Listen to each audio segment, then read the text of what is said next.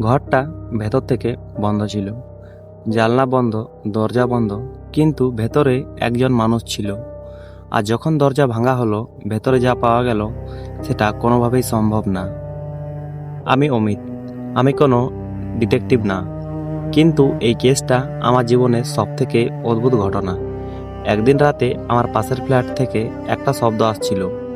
ওই ফ্ল্যাটে একজন লোক থাকতো, নাম বিকাশ। চুপচাপ মানুষ, কারোর সাথে খুব একটা কথা বলতো না। সেই রাতে তার ঘর থেকে কিছু পড়ে যাওয়ার শব্দ এলো।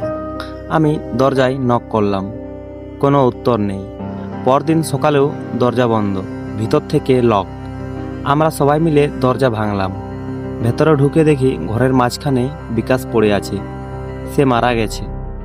কিন্তু অদ্ভুত ব্যাপার, দরজা ভেতর থেকে লক, জানলা বন্ধ, কোনো ভাঙচুর নেই, মানে কেউ ঢুকেনি, কেউ বের হয়নি। পুলিশ এলো, তারা বলল ন্যাচারাল ডেথ হতে পারে।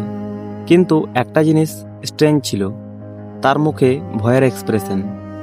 আমি বিষয়টা ছাড়তে পারলাম না। আমি ওর ঘরটা খুঁজতে শুরু করলাম। একটা ডায়েরি পেলাম, তার মধ্যে লেখা কেউ আমাকে ফলো করছে, আমি একা না।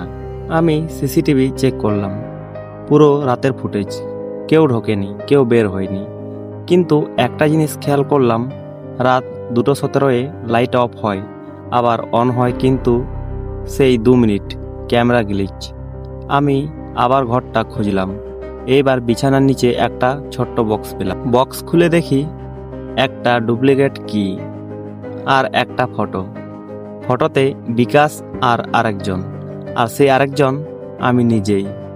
আমি জমে গেলাম, কারণ আমি কোনোদিন বিকাশকে চিনতাম না, কিন্তু ফটোটা পুরনো, মানে আমি ওকে চিনতাম।